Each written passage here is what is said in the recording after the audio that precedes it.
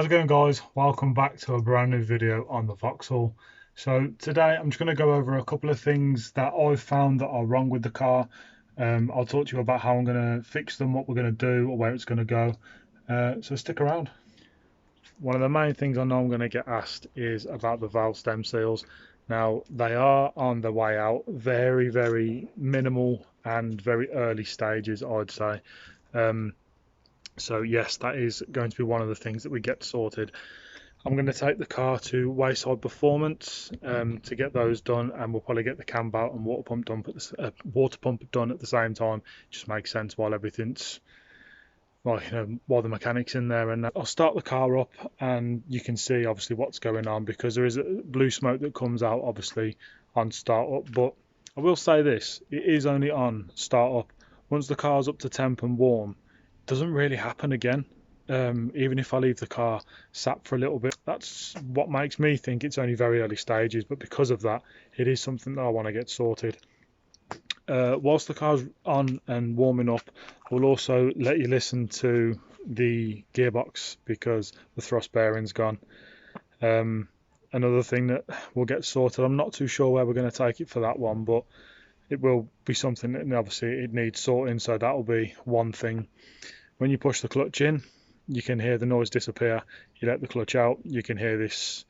I'm not even it's not a grinding noise. It's a difficult one to explain. I'll let you listen to it anyway. On the gearbox side of things, yes, the gearbox is suffering from first gear bearing wear. I'll insert a clip so you can see what it's actually doing. But basically, as I'm in first gear, put my foot down, even just the slightest little bit, the gear stick moves, and then when you let off it moves again, and it does that in first and fifth. So again, that's something that will be sorted, and for that we're going to be driving up to ANS Clutch Technology, I believe it's called. So yeah, let's turn the car on and you can see what's going on out the back.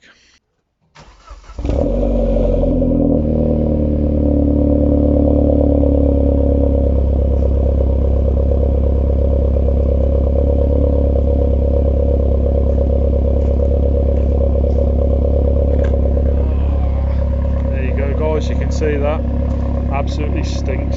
See the blue tinge, definitely oil in there.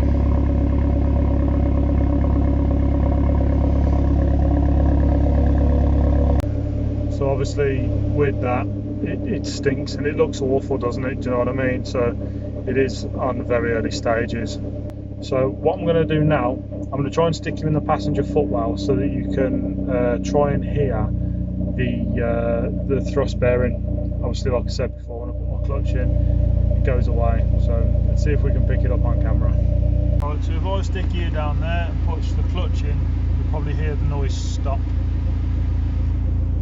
There you go, it's gone. If I lift it back off, it comes back again.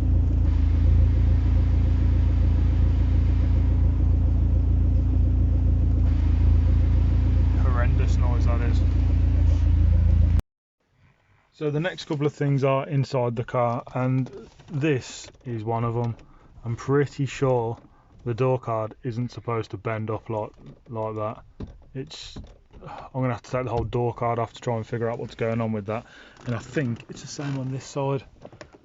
Yeah, front comes up like this. So it's another thing that needs sorting. I'll probably do that myself, like I said, just take the door card off and see what's wrong with it. Also, whilst we're inside the glove box, when you open it, obviously here and same on the other side, there's a little clip that pulls out like a little tab, and I think you have to sort of fiddle about with it to try and get it to pop out, but basically the glove box stops shutting like that. So that's another thing that we're going to need to sort. Right guys, that's another thing that is coming up, this engine management light. I think it's to do with the cat underneath, because it's, when you read the code, it's saying about bank 1 or something or other, circuits out of power or whatever. So either the Lamber's bad or it needs the spacer. So I have ordered a spacer as it's the cheaper option, so we'll go that route first. So one of the first things we noticed when obviously I was looking around the car to start with is this here. I think what's happened is when they've tried to jack the car up from underneath, they've used the wrong point and it's pulled the side skirt out. So they've threw a load of silicone down there just to try and stick it down, and it basically it's just pushed it all out of shape. So I think we're gonna have to take the side skirt off and get all this glue out, because you can see the silicone in there. Like, it's just one wants digging out and, you know, doing properly basically. Moving to the rear, this light cluster, I think the seal's gone in it. When I first picked the car up, all under in the spare wheel, it was like an inch of water or something, and I dried it all out, cleaned it all up, and then I jet washed the car the next day, and in here you can just see it there where it got a little wet.